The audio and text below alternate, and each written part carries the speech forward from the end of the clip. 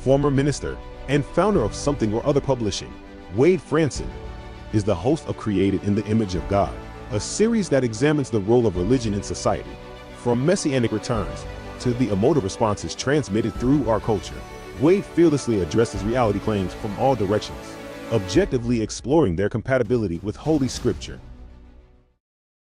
Tonight's episode, Muslim Reformers versus Fundamentalists, with Eric Brazau. Good evening, everyone. I'm Wade Franson. I am your host of Created in the Image of God, the Role of Religion in Society.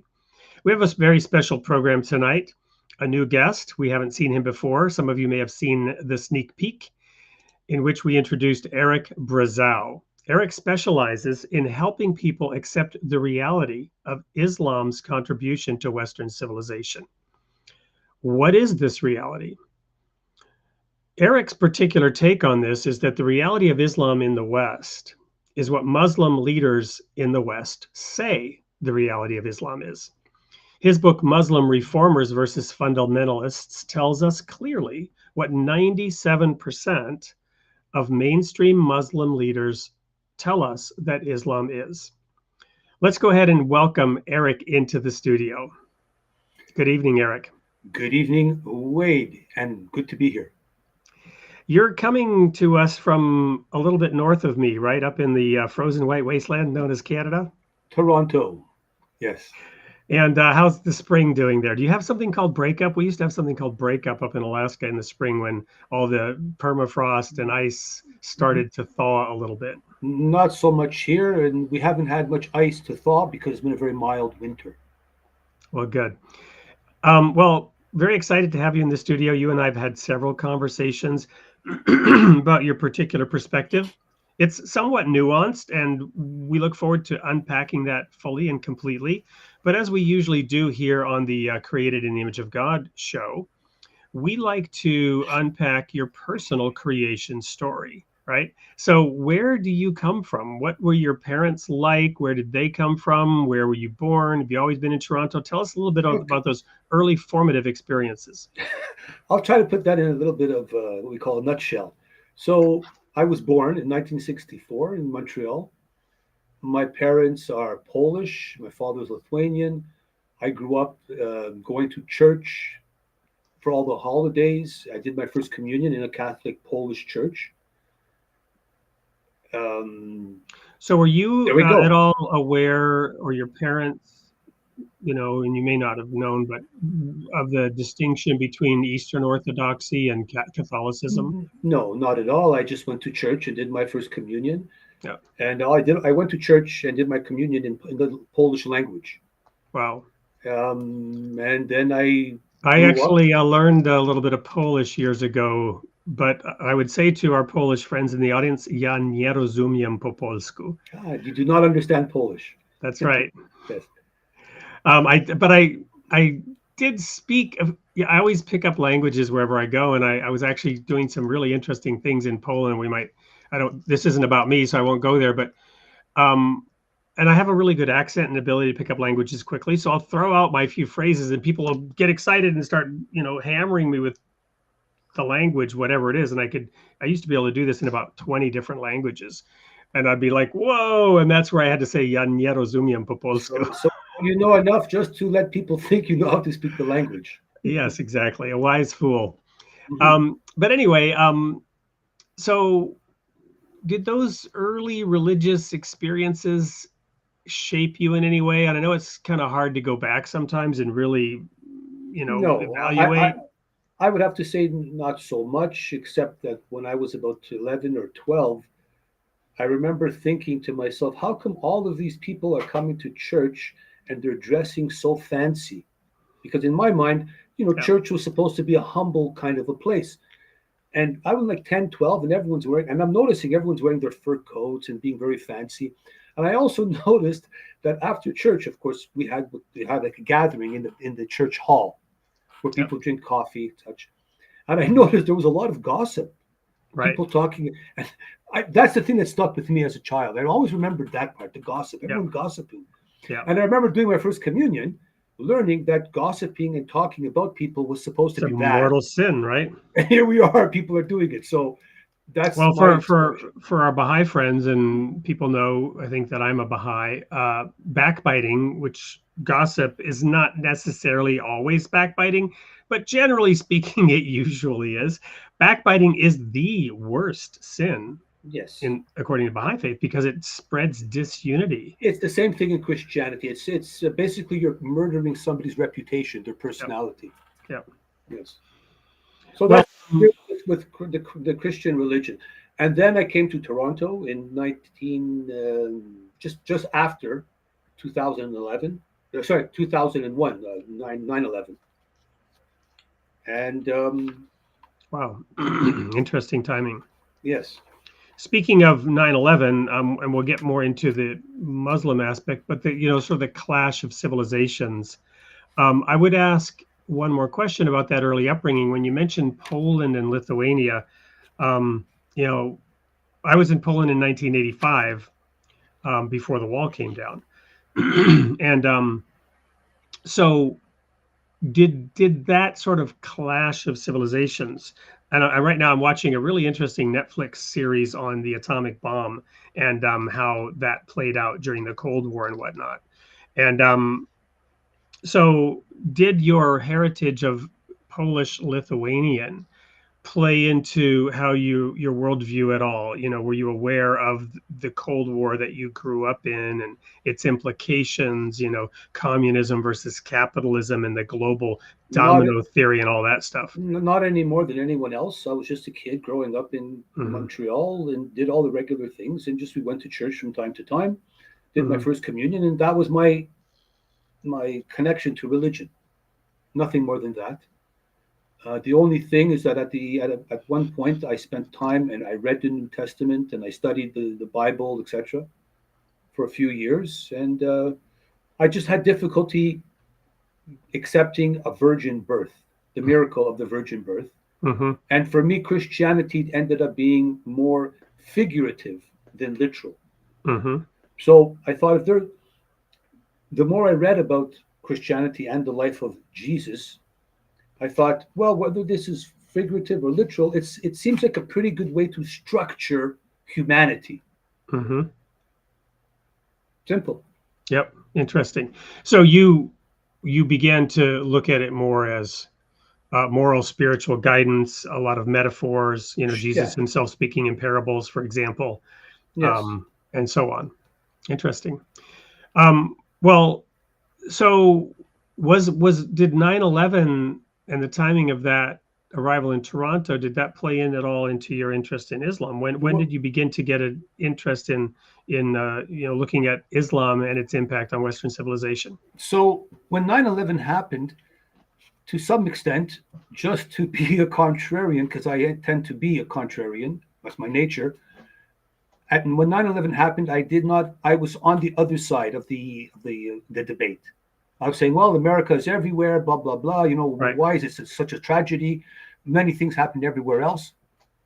Yep, they have their reasons. Did you go that far at that time? Not so much. No, I just Yep. was the whole idea. And I was just being contrarian to be Right. contrarian to some Right. extent. Hmm. And Well, let's pause there. I want to go. This is why I like doing this segment. Um, how far back can you go in your analysis of you being contrarian?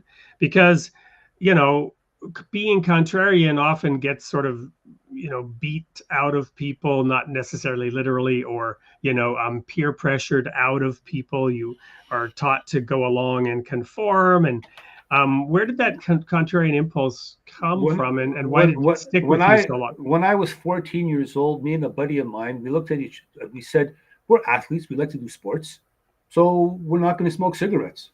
Hmm. Even though everyone around us was smoking cigarettes. Good And move. I remember at school, somebody said, "Don't you?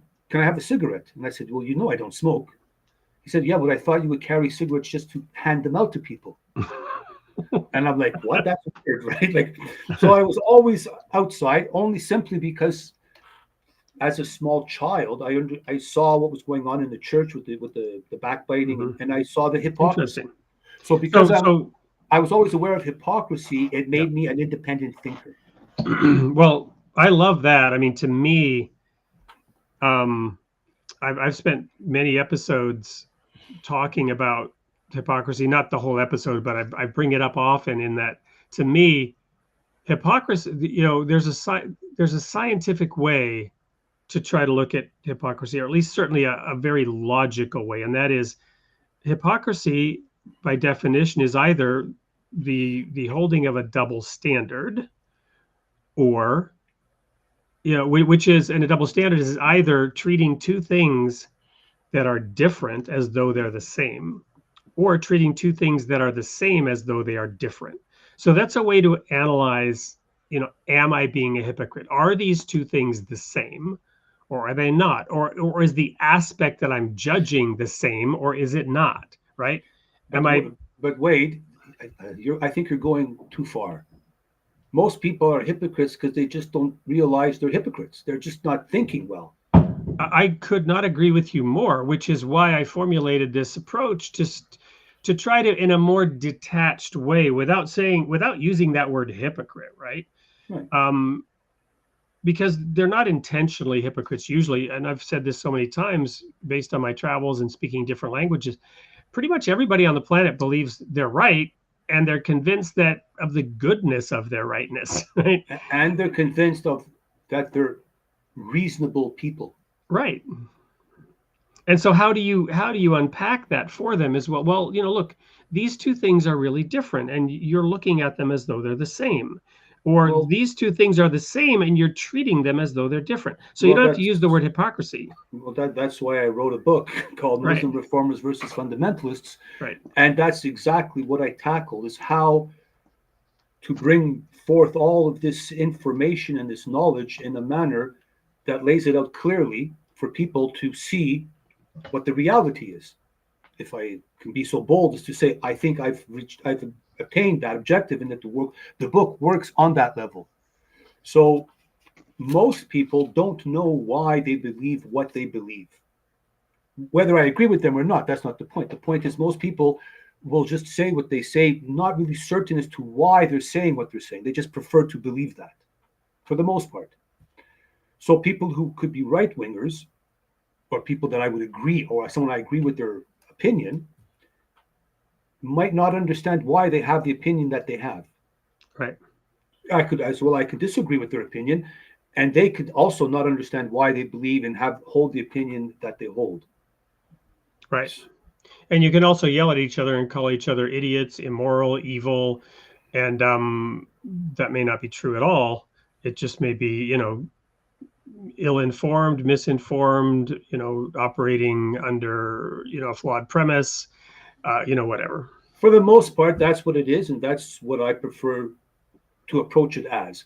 And if it comes to the point where, on some level, the person is being obstinate just to be obstinate, or they're just disagreeing just to be disagreeable, then there's no purpose to continue the conversation. Yep. Or the debate, quote unquote. Right. Which I try to stay away from. Right. I don't debate. Because the debate is trying to prove the other person wrong. Correct. That's usually counterproductive. Correct. Okay, great, awesome. So let's then talk back where we were before I derailed it into a more generalized view, Islam, and your interest in Islam, stemming from being contrarian, 9/11. Then what happened? Well, then I was... Okay, so then we had not Charlie Hebdo, the Danish cartoons fiasco. Yep. At which point I said, that was pre-Hebdo. Yep. That was pre-Hebdo, yes. Yeah. So we had the Danish cartoons, and at that point I was studying and practicing Buddhism very intently, and so I was there was a community of us, obviously, and that community was subdivided into smaller communities, and we would meet at our leader's house every 2 weeks to study Buddhism. At which point we would have after cookies and coffee afterwards, to which I would say, well, we should all print these cartoons because, we need to stand up for freedom of speech, etc., etc. And everyone said, no, we have to respect the religion and we need to respect it. And I said, well, that could be a mistake. And then I ended up in a restaurant at one point, speaking with a bunch of or several cab drivers. It was 11:30 at night, and I made the joke and I said nobody actually wants Sharia law to come to Canada. To which they responded, "Yes, we do." To which I responded, "Ha ha! Of course you're making a joke." To which What year was this approximately, to just contextualize it? this would have been 2003 or four, and the Okay. reason I brought that up was because there was a possibility here in Ontario that there would be family law tribunals governed under the auspices of the imams. It would be called like a Sharia law tribunal. Yep. So for family matters, Muslim Right. families would go to the imam to give them a judgment. And so there was a lot of controversy, a lot of conversation around that topic. And that's why As there should be in a Western civilization, because the standards of judgment and equality are different. So it's not just a matter of family law and matters of like divorce, well, right? Where the funny, interesting thing is that Yeah. a woman who was assigned to do the inquiry or to check to see if it would be feasible under Dalton McGuinty, she came back and said, yes, it would be a good idea to give them to make these tribunals. And of course, the whole society was in an uproar, and a lot of Muslims themselves said, no, this would be a bad idea. And by the thinnest of margins, it did not pass.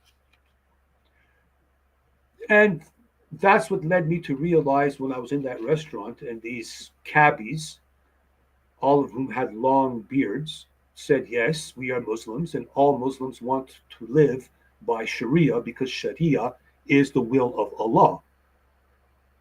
At that point, I said, could it be possible that Muslims really want to turn Canada into an Islamic state? And I went off on a quest. And that was in 2000, and I can't remember now, 2003, 2004. And as time went by, I got further and further into it. And after Hillary Clinton made the apology for Benghazi, I don't know if, remember the Benghazi affair? Yep. Some gentleman made a film called The Innocence of Muslims. And then there was that controversy. Right. And that was, certainly by some deemed to have been debunked and misrepresentation of what actually was behind it. But be that as it may, it was similar issues that were being raised, right? And so the issue was we should not offend the noble religion of Islam. Right. Actually, Clinton said that. At that point, I printed a flyer, gave it out, very offensive flyer, and went in downtown Toronto telling everyone in a very loud voice, this is my freedom of art, this is my freedom of expression. I am insulting the Prophet Muhammad, blah, blah, blah. Said some very derogatory things about Islam and the Prophet Muhammad. One thing led to another. Long story short, I went to jail for hate crimes against the religion of Islam. Wow. I was in jail for a total of 3 years in 5 years. And, I went in for 10 months, came out, probation, did something, went back in. So it was a saga. And then I realized not all Muslims and all Islam is the same. So I reevaluated my stance on Islam. And I am now someone who wants to eliminate the misunderstandings and misinformation surrounding Islam and Islamophobia here in Canada. Well, I think that's a really good spot to take a quick commercial break and air the video that introduces your book, and to mention to the audience, which are already beginning to comment here, which we always appreciate very much, that indeed you will be giving away a copy of your book to the person or persons whose comments you find interesting, insightful, humorous, whatever you like about them, and we will be looking at that. And there's I know there's one person in the audience who's up in Canada who has previously won books, and we've said, oh, it's really expensive to send them to Canada. And he said, well, then don't send them to me. But tonight, I'm not going to share with you who that is. He knows who he is. I know who it is. You're in Canada. Maybe this is a lucky night for that person. Anyway, don't go anywhere. We will be right back with Eric Brazau talking about the impact of Islam on Western civilization. Here is an ad for his book, which you can receive if you're active in the comments and the chat tonight. Of the Muslim world, a profound dialogue unfolds. Who wins in a debate between Muslims, reformers, and fundamentalists? For a decade, Eric Brazau has immersed himself in this discourse. As the founder of a blog exploring the interplay of Islam and Western civilization, he's engaged with both viewpoints. Is true Islam defined by compassion? Or does the historical interpretation advocate for stricter measures? His new book offers wisdom into these divergent perspectives. Muslim Reformers versus Fundamentalists, by Eric Brazau. Buy now.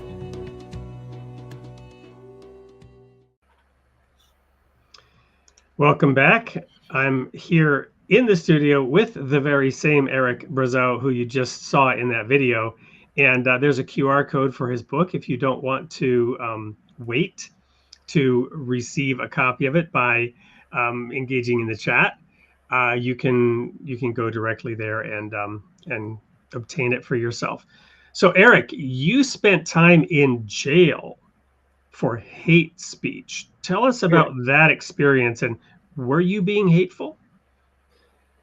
At the time, I did not think so.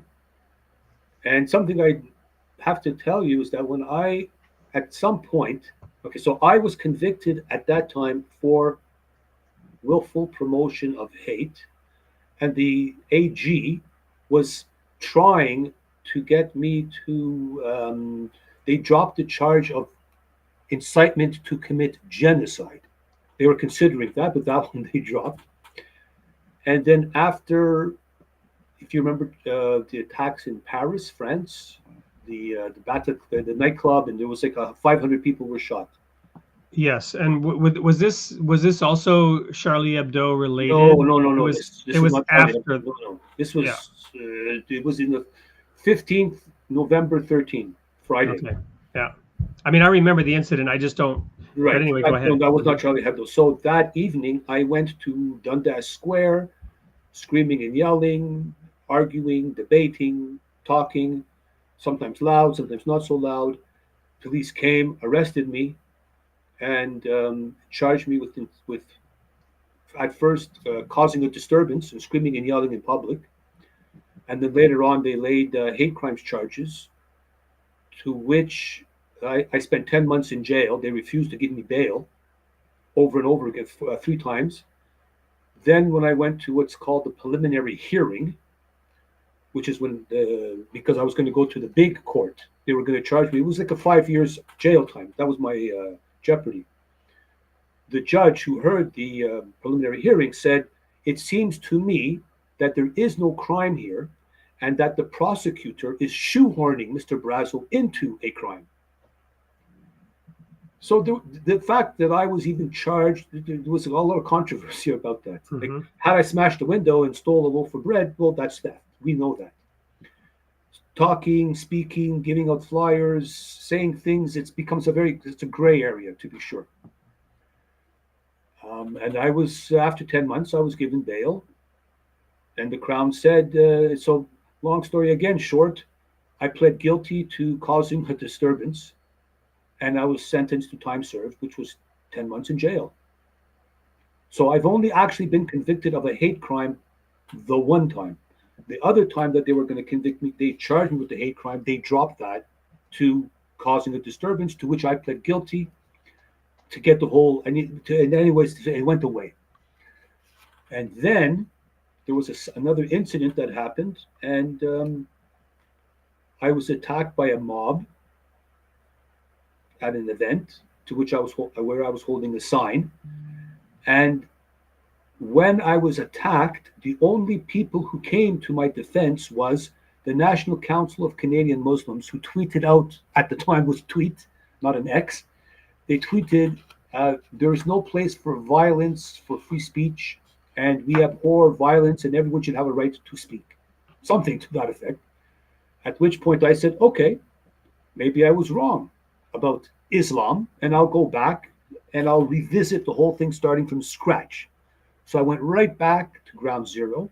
I released a statement on YouTube, on Facebook, very publicly, denouncing my past, saying I regret the past, I'm moving forward in a new direction, and from now on, I will explore the authentic and true diverse Islam as dictated by Canadian authentic Islamic sources and imams.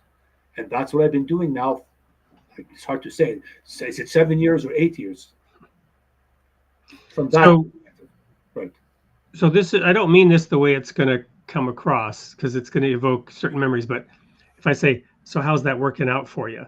I just say No, that somewhat humorously, in that I'm very intrigued by this story. This is fascinating for many reasons, not only the subject matter and the issues Mhm. of justice, the issues of hypocrisy, but your own journey of exploration, awareness, self-discovery, in that your own beliefs. You've described how you so I love the analogy of sailing, right? I want to get to the other side, Mm-hmm. flowing towards me. I have to tack left and right and left and right and left, Mm-hmm. Mm-hmm. make any progress. And I've said elsewhere that, society lurches forward from ditch to ditch, which is a negative way of saying that, Mm-hmm. right? But as you drive into the headwinds, and I've got to go back to a comment here. We normally don't necessarily show these comments at this stage, but I love this comment. All knowledge of individuals. This is from Lord Call. I always got to put my glasses on here because I always wonder if that's an O or an L. Lord Cole, which is cabbage in German, by the way. So he's the Lord Cabbage, as far as the Germans go. All knowledge of individuals, if investigated, ultimately rests on assumptions. This is a necessary aspect of human knowledge since we do not know anything directly. We've also had philosopher Joe Atman on the show, who talks about this from the Garden of Eden perspective and unpacks how our concepts are what separates us from God. They are false idols in our mind, the constructs that we build around how we understand reality. So this is a more complex philosophical way of explaining the truth, that hey, we have to tack into the wind to understand anything. And as you have waded into this complex situation, pun on my own name intended, you have learned through experience of being put in jail, and then later having the very people whom you were accused of hating come to your aid. And this goes way back to the 9/11 days, where you've tacked into the wind of understanding Islam. So unpack that more for us. How's that working out for you? What are you learning? Where are you at today in your awareness and understanding? Wow. Okay. I can't unpack all of that. I can't even remember all of that. However, okay. So, wow. So when NCCM said we support everyone's right to free speech, etc., I went What is back. NCCM? National Council of Canadian Muslims. They're a very large successful Muslim lobby group. Prior to being called NCCM, they were CARE Canada, as associated to CARE US. And that's an organization of Muslims as well that has been actually... Yes. An indicted co-conspirator in the Holy Land Foundation's trial. Yeah. Yes. Yeah. So I had a very negative. So when I saw that, I thought to myself, okay, maybe I misread, or maybe there's a little bit of what we would call clever marketing or clever tweeting to put themselves on a better footing. So when I went back, I started to look at what NCCM, what CCI, which is Canadian Council of Imams, what is it that they're saying Islam really is? Forget about what Eric says Islam is, because who am I? I'm just some guy, right? What does Eric know? Well, what does Eric know? I don't speak Arabic. Nobody follows me. I'm just some guy who thinks he knows. So I said, forget all that. What do they know? Because what they say they know, they're the leading voices of Islam in Canada. So I started spending a lot of time there, and then I started looking at the individual imams who all have either Facebook pages, Twitter accounts, and they put up their sermons on YouTube for the mosque. What are they saying Islam is, and what are they preaching? Then I said, oh, that's very interesting. Interesting. But is that really what Islam is? So then I started to look at what Rahil Raza, Zudhi Jasser, Irshad Manji, Salim Mansour, who are what we would call Muslim reformers. What do they say Islam is? And what I noticed is that what the Muslim reformers tell us Islam is I prefer that type of Islam. It's more in conjunction with, they listen to music. It's all about live and let live. We cannot force people.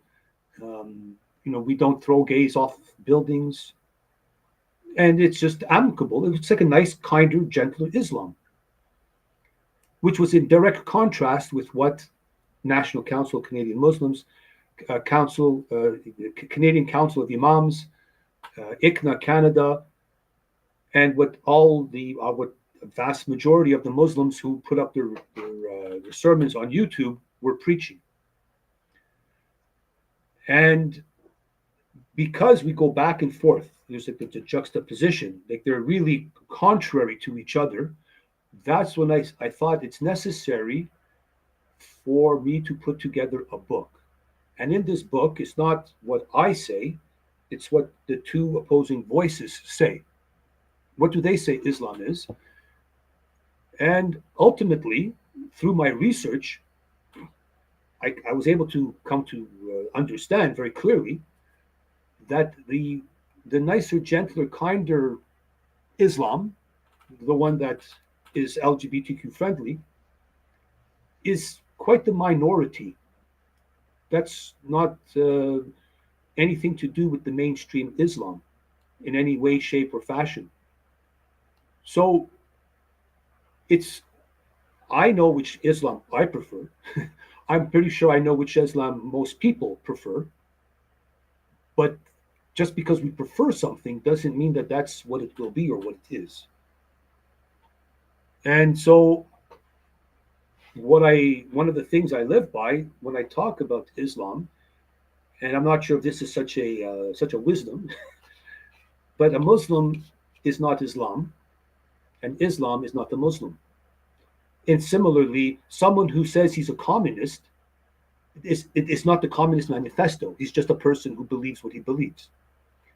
And the Communist Manifesto, or the doctrine of what we want to call communism, is apart from what any individual communist believes. Similarly to Islam. There's Islam and then there's Muslims, and the two are very separate. Similarly, if I were or was a Christian or am a Christian, that doesn't mean I am Christianity. I'm just a Christian who's trying to be a good Christian, whatever that means. So then it brings us back to when we hear Muslims and many imams saying, we want to be good Muslims. Well, what does being a good Muslim mean? Like, what do you have to do to manifest Islam in the proper way? And now when we say proper way, again, that's a minefield in itself. Proper is not based on what I think proper is or what we consider proper values. Proper is on what does the doctrine and 97% of the Islamic leadership say are the proper Islamic values. And again, the proper Islamic values have nothing to do with the Western idea of proper Western values. Very different from each other. And more and more, I'm understanding that at some point, it's not about right and wrong. It's just about which do we prefer. So is Western civilization better than, let's just call it Asian civilization? Well, it depends who you ask, right?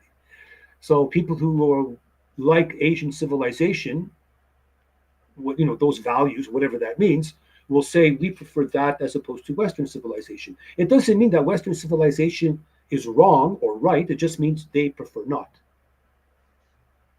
Does that make sense? It makes absolute sense, indeed. In business, they say you get what you measure, right? So whatever it is that is put forward, here in America, life, liberty, and the pursuit of happiness, right? Well, how do you define happy, right? What makes you happy? If there's a consensus among the people for certain things, then that might become a common denominator. Correct. But if there's not, then you have, we had a little bit of that in our house this morning when everyone was in a rush to get out of the house to school and work, and what people wanted at that particular moment was a little different, right? So, right. We had a tense morning, and I'm not going to say Dad reacted the best as he should have there. So we may have a little happiness damage control to do. The point is, people get along until they don't, and then there are reasons why they're suddenly contending. So fascinating your approach to this. I want to go quickly to another commercial break, and when we come back, in our initial meetings for the show, you shared with me a couple of things that certain imams were saying from within their mosques, and a couple of things that maybe we should just share with everybody and give that aspect as well. So when we come back, we'll dive into that. But right now, here is a word from one of our sponsors, the Royal Falcon Foundation. Don't go anywhere. We'll be right back with more of Eric Brazau and the Muslim Reformers versus Fundamentalists. Welcome to the Royal Falcon Foundation. Our curriculum and activities inspire and train adolescents through hands-on experiences, fostering growth and empowerment. Through immersive and challenging experiences, we shape young minds to think independently and develop their leadership skills. Our programs foster new friendships and unity, shaping young leaders to tackle real-world challenges with confidence. We believe in equipping the next generation with the skills to become leaders of tomorrow. Join us at the Royal Falcon Foundation and be part of a journey that empowers, unites, and inspires. Visit our website and embrace a world of possibilities today. RoyalFalconFoundation.com. Welcome back to the Created in the Image of God show. I'm Wade Franson. We're here in the studio with Eric Brazau, author of Muslim Reformers versus Fundamentalists. Right before the break, we mentioned that you had shared a few quotes of things that various imams were saying. And because of your perspective that, look, we have to look at what the leaders say it is and, what a majority of Muslims believe it is in terms of understanding its impact on our society here in the West, Western civilization. Sure, let's go right ahead. Well, I don't remember what those comments were. I'm assuming you do. Oh, sorry. Okay. Well, but before we go there, someplace that I would like to go, and I think it's very important, and you'll like it, is that the idea of who is an extremist. Often we use the term, or we hear the term being used, extremist Muslims. Have you ever heard that term? Absolutely. And for the record, I've written a trilogy. First one of my in that series is called The People of the Sign, SIGN, in which I share a little bit of my background as a fundamentalist to a degree, not in the classic sense of fundamentalism as it's viewed and understood, but as somebody who tended to take the Bible literally. And people have said, you sound like a terrorist in this book. So I completely understand how people will become very strong-minded and opinionated about specific details in their religious beliefs. And but if I may, wait, I have to interrupt you here. Yep. Where I'm going with that is not whether they are or not extremists and how they take their beliefs. Well, it's about people labeling them extremists. Well, no, but that was my point. I did not consider myself extreme in the least. And they, but you read that book, and I can certainly understand and accept why people would think that's absolutely extreme. But I wanted to lay it out. This is what our beliefs were. This is how we viewed things. So, in the Hadith, apparently the Prophet Muhammad said very clearly that any pants that you wear below your ankles will bring you to hellfire, to hell. So you should not wear your pants below your ankles. Now, some would say that that's silly, and that to believe that you are an extremist.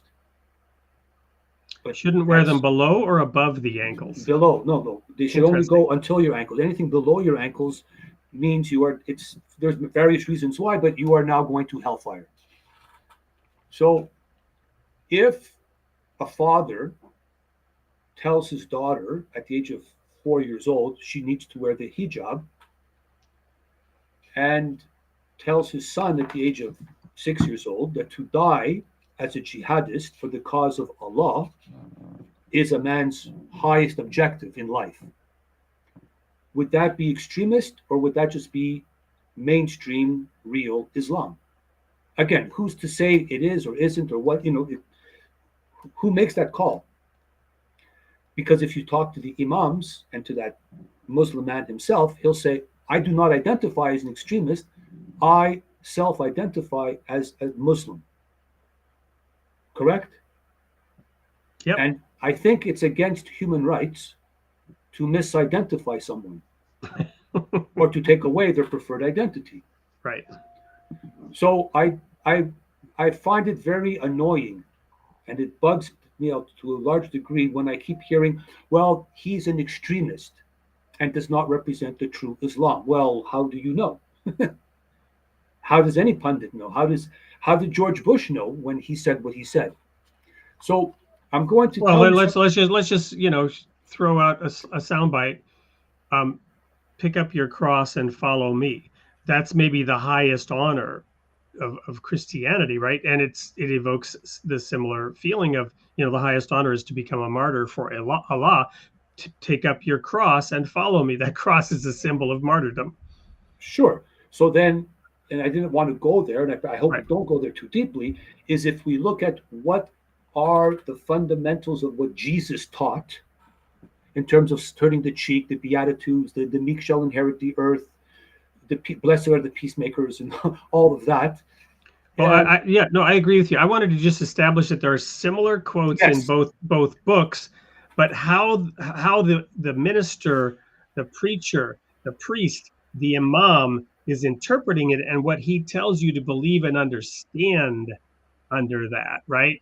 Well, it's not so much about interpreting it, because in Islam, the texts are very clear. There's a lot of the larger part of what Islam is and what people teach Islam to be is contained not necessarily in the Quran. It's all in the jurisprudence. It's in the Sharia law. It's in the Hadith. It's in the Sunnah. Yep.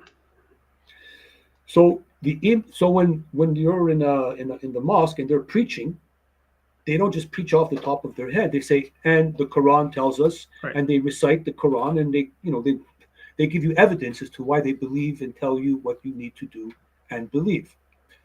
So Yasser Qadhi, who we have spoken about, who's a very major player in Islam, he said, and he went through the story. This is not a story to him, but he talks about how in 1979 the Kaaba in Saudi Arabia was hijacked.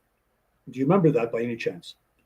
No, okay. No. 79 to me is evokes the U.S. embassy in Iran. Right. But... Okay. Well, prior to that, Juliman took him and about 200 people. They took the Kaaba hostage. There was a big fiasco. Some say 200, some say 500 people were shot and killed. There was a hostage situation for about 3 weeks because this Muslim student, who was a top student at the University of Medina, he thought that he was the Mahdi, like the savior of Islam. Mm-hmm. Yasser Qadhi said, there's a fine line between fanaticism and piousness, between a fanatic and a true believer. That's a very fine line. So in essence, what he was saying is that, and then he went on to explain that he wrote a paper on the whole incident on this man who took the Kaaba hostage. He went through all of his writings. He interviewed some of his teachers who were still alive. And everyone kept saying, this man was a top student. He was a great student. He was a true believer. However, he still did what he did. So it's very difficult for him he cannot separate and distinguish between a fanatic and a true believer. This is what Yasser Qadi said. So in essence, what is the difference between a true Muslim and a terrorist Muslim? Or is a true Muslim a freedom fighter Muslim for the cause of Allah? And why should we call him a terrorist? I'm not saying we shouldn't. I'm saying that if someone tells his daughter at the age of 4 years old she must wear the hijab, and at the age of 12 years old she must now cover herself in the complete burqa, what is that? Is that extremism? If you forbid your son from listening to music and you pull him out of music class in school, is that extremism? You tell me. What's the line? When does someone go from being just a regular Muslim, quote unquote, whatever that means, to becoming a extremist Muslim? So in the United Kingdom, they classify a Muslim who wants to live by Sharia law as an extremist. Catherine Bullock, she's a Muslim scholar here in Canada, Toronto, Ontario. She was at Osgoode Hall, and she took umbrage with that the United Kingdom classifies all Muslims who want to live by Sharia law as extremists, because she says Muslims wanting to live under Sharia law is a perfectly normal point of view, because all Muslims want to live under Sharia law because that's the law of Allah. So how could that be extremism? Therefore, according to United Kingdom, the majority of Muslims are extremists because they want to live under Sharia law. Now, to live under Sharia law, what does that mean? Well, it means, to do away with what we would call secular law, Western law. Do I prefer to not live under Sharia law? I prefer not to. But Muslims prefer that they should. So who's prepared to say, and who has the authority to say that they are extremists? It's just what they want. It's what they feel is their duty to bring about. So Bilal Phillips, as well as many others, have said, and I have all of these clips, it is the duty of all Muslims to do whatever they can to bring about Sharia law and to implement the law of Allah. It is their duty. Simple. So obviously, and other imams have went on to say, we have to acknowledge that it's something we cannot do right now while we are a minority. It doesn't make sense because we are a minority. We have to be smart about it. The minority would therefore impose their will upon the majority. Well, but it's too small a minority. It's like we can't do it. It's not practical at this moment. Right. They've actually said that as clearly as I just spoke. But if it were a majority, so let's spend a moment unpacking this. And I'm no expert, but I'm patting myself on the back a little bit about how much I do know and about this, more than I thought, although I'm a novice and I know very little. But I do know that there are, some 50 nations that have a majority Muslim population. Mm-hmm. And of those, there are Muslim majority nations that have decided, for whatever reason, not to implement Sharia law in their state. Therefore, they are not considered Islamic states. But those nations that have in fact implemented Sharia law as the national law of the country, those are considered Islamic states. Now, here in the West, we think of Islamic State as being ISIS, right? And now that's one reason why some, took exception, and President Obama here in the United States came up with a different name for ISIS because, no, it's not a legitimate Islamic state in the eyes of many Islamic states. But what people didn't realize is there are already many Islamic states around the planet, and those are those states that have implemented Sharia law. Is that accurate, basically, or am I getting that wrong? I guess I wouldn't disagree with what you're saying, but from my perspective, it's to some extent maybe slightly irrelevant. Nothing turns on that.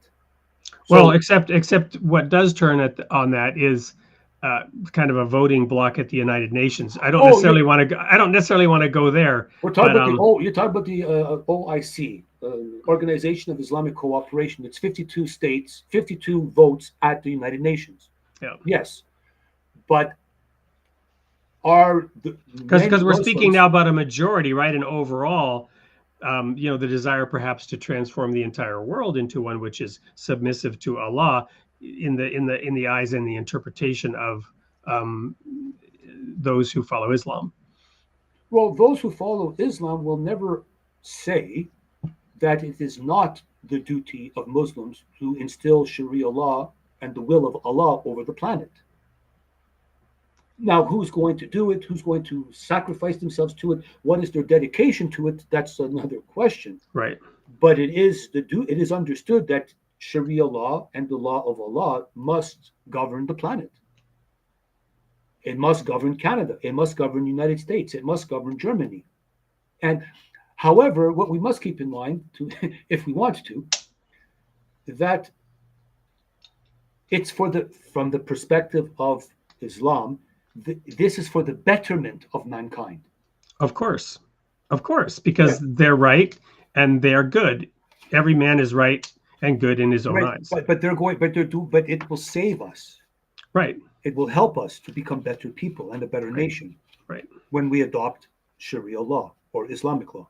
Right. Actually, I shouldn't say Sharia law because we're supposed to say it's just Sharia, the Sharia. It's like a redundancy to say Sharia law because Sharia is the law of Allah. The Department of Redundancy Department. Yes. All right. Well, let us take another quick break there, and I'm going to play an ad for a book that is perhaps of great interest to some in the audience that doesn't address per se what is taught in Islam or other religions, but rather some of the underlying texts and looking at them from the outside and comparing them to one another. Not exactly comparative religion, but comparing certain interesting prophecies across multiple religions, Judaism, Christianity, the Baha'i faith, and Islam.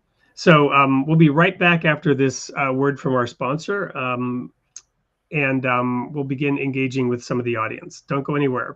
This is the Created in the Image of God show. I'm here with Eric Brazau, sharing with us his view on the Muslim reformers versus fundamentalists. I always have to go look at that title. We'll be right back. In a world where beliefs are tested and mysteries unfold, one book takes you on a journey of prophecy, faith, and the unexpected. Followers of William Miller held their breath as they awaited the prophesied second coming of Jesus in 1844. But when the advent didn't unfold as expected, the great disappointment swept across the land. However, what if the story didn't end there? What if the Spirit of Christ did return in 1844 in the Middle East? Dive into the prophecies of Daniel, where the past and present converge to reveal a hidden truth. Embark on a captivating journey where the threads of history and belief intertwine in ways you could never imagine. 1844, Convergence in Prophecy, a meticulously researched and documented exploration, unfolds like a mystery, captivating and engaging. A must-read for those who seek to understand our world's intricate tapestry of religions and their surprising unity. Are you ready to challenge your perceptions and uncover the hidden truths of our times? Embark on a journey that speaks to the heart of today's challenges and offers hope from the most unexpected source. 1844, convergence in prophecy. Dare to explore. Dare to believe.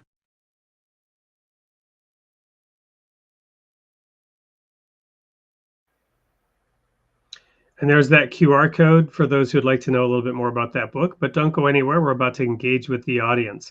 So early on in the show, we were talking about people's perceptions, the ability to, be misled, misinterpret things because we're not engaging directly with reality. And Michael Zotz had this to say. 98% of mankind not really understanding the source of their beliefs. What do you say about that? You talked earlier about 97% of Canadian Muslims, for example, believing a certain way. And you had also mentioned that, humanity doesn't necessarily know even the source of their beliefs. How many of us need to take a deeper look, and how do we do that? Okay, so to some extent, we might not need to know why we believe it's, because is there a reason why it's a good idea to say good morning and to all the people you meet in the morning, and to smile and to look up, and to be a part of civilization in your community? I don't need to know the reason why that's a good idea. We've just learned that that's kind of how society seems to work. So there are some things that we know and we learn because we just have through our parents and through our culture. Now, when it comes to things like multiculturalism, diversity, for example, or if we want to even use the other extreme, the whole idea of the whole gender fluidity and changing of sexes, a lot of people have some very powerful, now I'm going to say, the people who want to change the status quo of the whole gender fluidity, etc., transgenderism, they have some very strong opinions on why it should be the way they say it should be. But if you'll notice, most of them, and I've had that conversation, that argument, or I should say that exploration, they don't want to go very far into examining why they believe that little girls and boys, removing their body parts is a very good idea. So people join tribes and groups. And once they're in that tribe or in that group, they no longer want to listen to anything that could bring them out of their group or out of that tribe. So again, we come back to the 98%. I'm not sure if it's 98%, but it's a lot of people who hold very strong opinions, don't know why they believe what they believe, but they believe it because the people that they like and the place that they prefer to be, that's the narrative that's held amongst that group of people. Now, if you remember, there was a time in our society when the idea of boys being boys and girls being girls was not questioned. It was not an issue to be discussed. Everyone just, if you said my son says that he's a boy and he wants you don't really have to be that old to remember that time, though most people seem to have forgotten it rather quickly. Correct. It wasn't that long ago. So to some extent, we have to say, what was the status quo for the last 2,000 or 5 or 10,000 years? We don't really need to explain it away. But those who want to dramatically change the status quo for something that's turned on its head, they bear the burden of proof. And the people who are making such very extravagant claims, such as society will be better if little boys remove their testicles, that's quite the claim. That's a very upside down statement. Right. Now, and I think, to clarify, I think it would go, just for the sake of discussion, I think it would go more like where we would encourage those little boys to explore the idea that they could and should, right? I mean, either way, I feel the same way about it, but yes. I remember making the joke, imagine asking all the little boys and girls, are you sure you're not really a pyromaniac who wants to set fires? Think about that. Maybe you really are a pyromaniac. Here's some matches. Go away and play with them. That's so funny because I have a shirt that somebody gave me that says something like resident pyromaniac. And because when I was a little boy, at one point I discovered, hopefully no kids are listening here, that you could take an Amway bottle, fill it with turpentine, and you could have a little candle and you could turn it into a flamethrower. Extremely dangerous. Sure, and so we don't encourage children. But I did that because Right. yes, I guess had I known what the word meant, I would have identified as a pyromaniac at that time. Right, but we don't encourage children to explore their pyromaniacness. Because it's just I literally did set a field on fire, and the fire department had to come. Thankfully, sure. it didn't get any worse than that. But But the point is, for the last 5,000 years, we've functioned as a society because of. So, to some extent, for the last, I don't know how many years, but Western civilization is Western civilization because it's not Eastern civilization, because it's not it's not another civilization, it's Western civilization. So, what it comes down to is, at what point can we, or could we, or should we, or is it legitimate to say, I, we, you, him, me, prefer this civilization as opposed to that civilization? Can we have that conversation? Is that a legitimate conversation to be had? Now, again, that may be a rhetorical question, but that's the issue. So I don't want to, so it's not a question of your civilization is wrong, my civilization is right. Okay, your civilization is what it is, no problem. But that doesn't necessarily mean that at some point, though, the question becomes who gets to decide, right? Yes, correct. Yeah. So if and how do we determine who gets to decide? And do we allow a very small group, a very vocal group? So, for example, right now there have been demonstrations at Columbia University, and they're ongoing. And the president said that action would be taken, and then action was not taken in the way that it was said it would be taken to resolve the problem, the crisis. So a very small group of people was allowed to take control of situations that affected very, very large groups of people. And this was done, it wasn't necessarily condoned, but in all practical terms, it was condoned because nothing was done to stop it. Can I give you a jail story? Yeah. Okay, so in jail, so the reality of jail is you have the guards, or you have the life of jail, but then there's guys that you live with in your pod, if you like, and there's usually about 30 of us, right? And there's always going to be 4 or 5 guys who are willing to fight and poke your eyes out and possibly get their eyes poked out because they want to take your piece of cake, or they want to put the TV on the channel that they want it to be on. Now, perhaps that person is looking at 20 years of jail time, or 25. Or maybe he's just been convicted to 25 years in jail. So he's still sitting beside you at the TV clicker station, or he's sitting at your table. Now, you might be looking at getting bail in 2 weeks, or maybe you have another 10 days to go before you're released. He's willing to fight and die for your little piece of cake that he's just going to grab off your tray. The question then becomes, are you willing to defend that piece of cake, knowing that in 2 weeks you're out of here? Right. So he who is willing to kill and die and fight for whatever it is that he wants. That's a very powerful, very good analogy. It reminds me of something somebody told me many, many years ago. Never get into a fight with anyone who has less to lose than you do. Bingo. Exactly. And so to some extent, are there people now living among us? Are there? Conversation, I don't know, you tell me, who they don't care if they get caught. They don't care if their face is Well, this plastered. gets back to the highest honor being to be a martyr for Allah.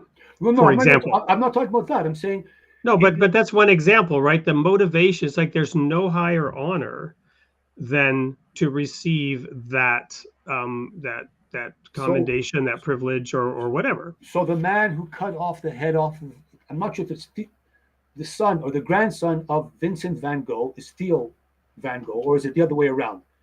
He was beheaded in the streets of Amsterdam because he made that film with Ayana Hirsi Ali called Obsession or Submission.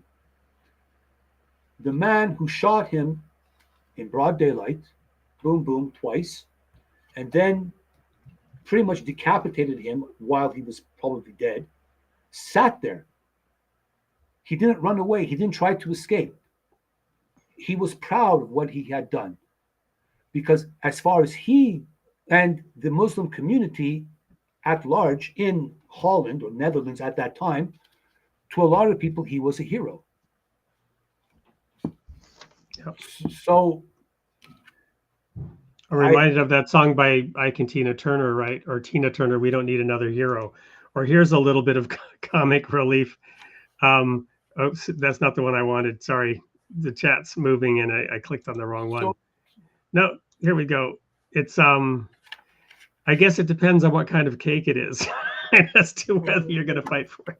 Well, if you got 2 weeks left to live, I mean, in the It's jail, got to be a pretty good cake. You might just say, "I'm not worth it. Take it. I'm out in 2 weeks anyway." Yeah. But so, again, when we talk about the law affects the lowest common denominator. But I don't think we want to live by the lowest common denominator. We would prefer to live with culture, an elevated culture. Whatever that. So if a 12-year-old girl or a 17-year-old girl is nicely dressed and she looks good and she's going to her prom, many people would celebrate that and say that's a wonderful thing. Or if, but there are other cultures who would look at that and say that that's satanic, that's very haram. I can see her elbows and she's going to be mixing with boys and girls. So boys and girls meeting in a church basement at a Sunday dance or a Friday evening dance, as wholesome as it can be at times, if there's, it could be just like a square dance in a barn with your mother and father and grandparents all, the whole Dow dancing, swing do-si-dos and everyone goes in a circle. Some cultures would look upon that as perverted. Is it perverted? Is it not perverted? That's not the point. The point is there are people who look upon that as a perversion. Yep. So at what point does that culture start to become a very dominant influence in the culture? And I come back to, so for example, if we take a little bit of, if I have some orange juice, like 2 liters of orange juice, and I add a little bit of apple juice to the orange juice, it might make it a more interesting orange juice. But if I keep adding apple juice at 10%, 20%, 30%, at some point it becomes just a mucky up flavor, perhaps. So how many flavors can we mix together before we get mud? The same with paint or with colors. At some point, you stop mixing. I'll have to ask my kids because they do this thing called suicide when you go out to a restaurant and you take your cup and you take every single soft drink. Yeah, well, at some point it becomes. But then they learn at some point that, oh no, I don't want the lemonade in there. But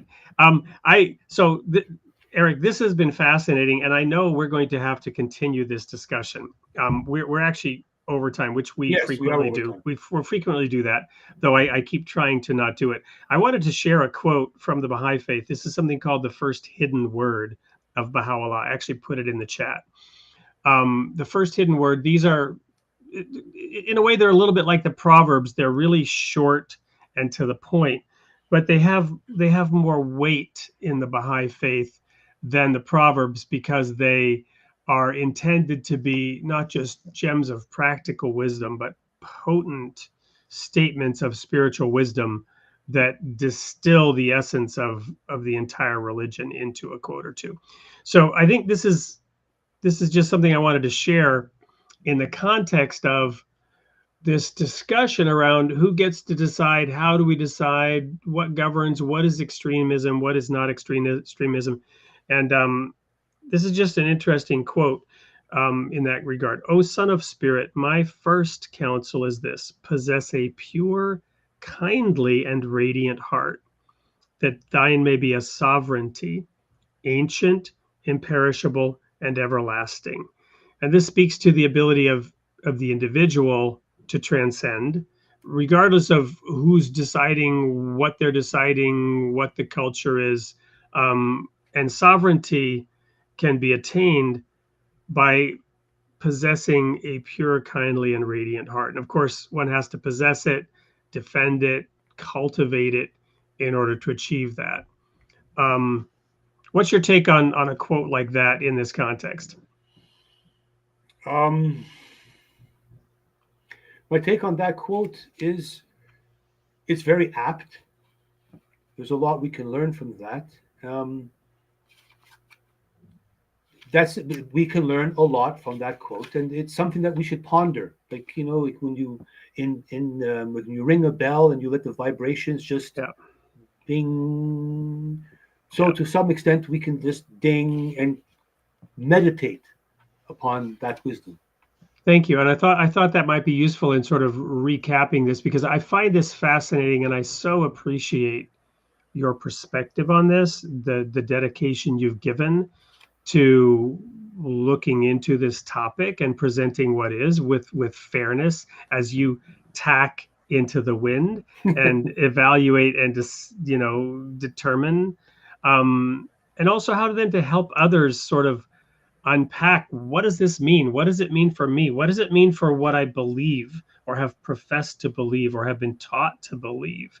And why do I believe it? And is it right? And is it, because really the question isn't, do I think it's extreme that you're doing something, or do you think it's extreme that I'm doing something?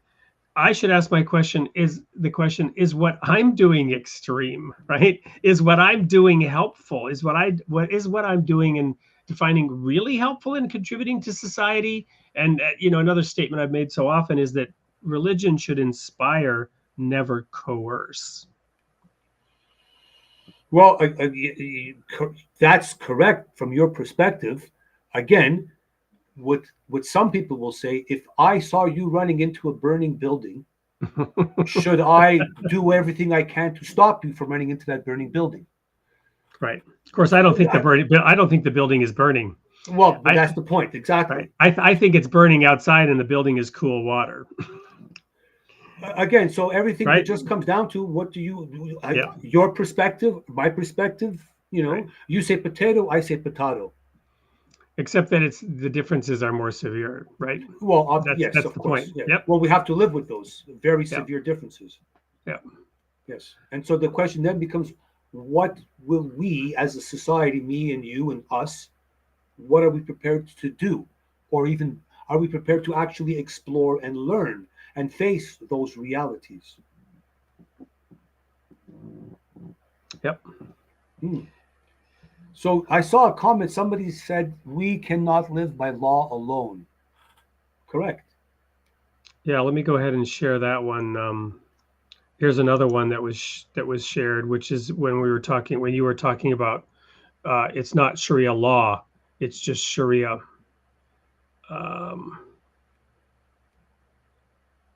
There it is. It's also Mr. Cabbage, Lord Cole. Yes, indeed. I saw also you reacted to the fact that it does indeed mean cabbage, kohlrabi, kimchi. We cannot live by law alone. So is there somebody in particular that you'd like to offer a book to tonight? Well, I would like your help in finding this, but perhaps Mr. Cabbage, as you say. I'm more than happy to offer him a copy of your book. And he happens to be the gentleman who lives in Canada. So okay. There, that was not prompted. Or here's another one. I just love this comment. Whether this guy gets a book or not, and I'm not saying he should. I love the comment. I guess it depends on what kind of cake it is because it's a little bit humorous. And then Mr. Cabbage came in and said, rather to fight your desire for the cake, right? I also liked Michael's comment here. Geez, Wade, when I was talking about me being a pyromaniac running around with a bottle full of turpentine and setting a field on fire. I got to say, I did not set the field on fire intentionally. But I'd like to come back to the cake thing. And I Mhm. think we shouldn't just dismiss that, because at some point, as a man, right, which I've been in that situation where You're talking about this comment. Depends on what kind of cake it is. right, because then the joke is that he's making, but he's not making a joke, is that as a man, sometimes you're thinking to yourself, okay, do I accept it? Right. How does this accept morally, my dignity? No, you're absolutely right. You're absolutely right. Our ego comes into it, and then you want to stand up, and you might want to fight, and then if you fight him, now you're going to fight 3 people, and now I've got 3 weeks to live there, so maybe I just need to submit. And for us as men to submit, sometimes it's not so easy, is it? Well, no, and I appreciate your perspective, especially as one who took action and ended up in jail, right? It's no laughing matter. I took this in a humorous way, but now I see it the way you saw it, which is this isn't funny at all. It really does depend on what type of cake it is as to whether one decides at that moment to stand one's ground. Because you know the old saying, and I love this saying, if you don't stand for something, you'll fall for anything. Nothing. You'll fall for nothing, yeah, or fall for Right. anything, yeah. So I took a stand. I went to jail, but when I was in jail, there were times when I was in situations where I let the piece of cake go. Right. Yeah. This piece of cake isn't worth it. Right. And not literally, but figuratively. There were other situations Of course. where I had to just Of course. Yep. Well, so Lord Cole and Tempter Smasher, should we? I think so. I think we can do the two. So if you can get their addresses or something, yes, I'll get the book off to them. Yep, info@soupllc.com is where Lord, and I think we might have Lord Cole's address, but I can't remember if he gave it to us. Anyway, just to make sure that the process works, send an email to info@soupllc.com. And that's for Tempter Smasher and Lord Cole to claim your book. And I'll put that also on the video here. 1 second. And there's but one remaining task for me to do. Well, 2 actually, because you get to have the last word. But right before we go to the last word, I want to tell everybody who they will have the opportunity of hearing from when they show up next week, same time, same place, 8 p.m. Central Time for the Creating the Image of God show. Next week, we will have Valton Brown. Valton Brown hails from the UK. He's written a book called The Hidden Tree. And he asked the question, has the technological revolution and other global transitions successfully moved us towards a better future? ? But he's not just a futurist who's asking this question. Valton has a deep background in religion and has had a number of transcendence experiences on several continents through which he views this question. There's some parallel experiences. He wasn't a pyromaniac, using flamethrowers, but there are other parallel experiences that he and I had that made him somebody that I really wanted to bring on the show. You're not going to want to miss Valton Brown next week, 8 p.m. for the Created in the Image of God show, Tuesday, May 7th. So final words, final thoughts, deep thoughts, Mr. Brazau, for the audience. And I know you also said we'd love to maybe have some of these people come and join a panel for a future discussion or something like that. So we might have other ways in which to explore this topic further. But what are your final thoughts here to wrap up the evening? When Islam says it wants to set up a caliphate in Germany, as they're doing right now, there's like thousands and screaming in the streets that we will set up a caliphate. This is not hyperbole. They're screaming that right now, yesterday. They do this not because they're bad people. They do this because from their perspective, this is the will of Allah. So they're not extremists. They're just Muslims who identify as true Muslims. And we must respect that they are Muslims and stop calling them extremists. But then I guess we also need to decide what kind of society we want. That's another question. That's another issue. But it's not for anyone to misidentify a person. So when someone does something, that goes kaboom in a bus or a concert, the media and many people quickly rush, as we have here in Toronto, I should say in Canada, we have what's called Motion M103. It's the Islamophobia motion. Right. And it specifically says in the motion, anyone who commits terrorism in the name of Islam is by definition cannot be a Muslim. Interesting. But if someone says that he is a Muslim, then how can we then take away his identity? Well, this is very interesting, and I've got to throw one little comment in here, and that is very interesting when so it's one thing to say this person is excommunicated, right? And we denounce and disclaim that person. That might be legitimate. However, you have majority Muslim states who do the opposite for that person, who hail that person as a hero, in some cases even provide them with a pension. Right, but yes, you may be, that's correct. But even if nobody did, if a man says that he now identifies as a 6-year-old little girl, we've had that case here in Canada. Well, on some level, we have to say he's a 6-year-old little girl. Yeah, but I hear you, and I appreciate that. I would personally not go along with that argument. I'm not saying you do or I do, but technically under human rights, we must. And that's the thing that kind of brings it all back home to this point of hypocrisy, right? You either do or don't believe that the person has a right to self-declare their identity, and no one else has a right to challenge it. You either believe that or you don't. Well, whether I believe it or I don't, right now, that's the way it's supposed to be. Well, in Canada, again, anyway. Okay, in Canada, I'm just saying that's being hotly debated in the United States, and that decision has not been definitively made. There are a number of challenges going on around various ways in the United States. But the same people who will take away a Muslim man's identity because they say he did something not nice are the same. Also, there can be the same people who will say, if a man wants to identify as a woman, he must be able to identify as a woman. But they will take away a Muslim man's identity. Right. That's I hear you, and I'm commenting on exactly that. I understand your position, and that's the other thing about when I tried to explain in my book, The People of the Sign, why I believed what I believed. I attempted to explain that it was coherent. There was a coherence. There was an integrity to my beliefs. Mm-hmm. Now, somebody else would say that's ridiculous. That shows the absolute complete lack of integrity.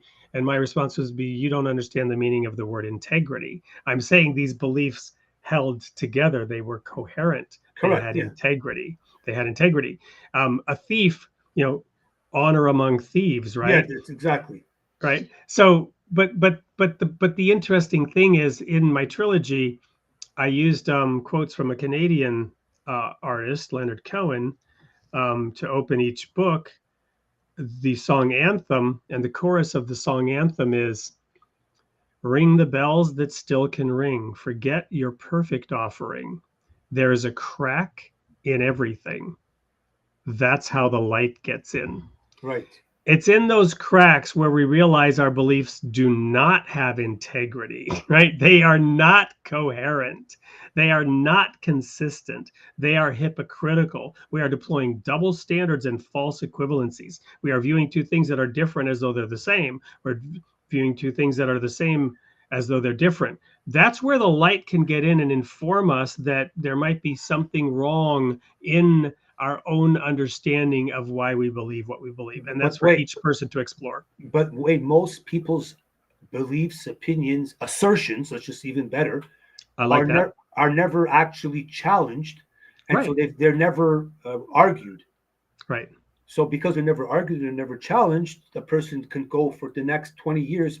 For example, there's a lot of people who vote for whichever party they vote for only because that's the party they vote for. Simple as that. Yep. So, yeah. Well, thank you, Eric. This has Hey, truly you're been most welcome. enlightening. Yes, And thank you. I look forward to seeing you again on the show, and to the audience. Until next week, may God be with you. Okay, and I'm looking forward to those addresses to send the books.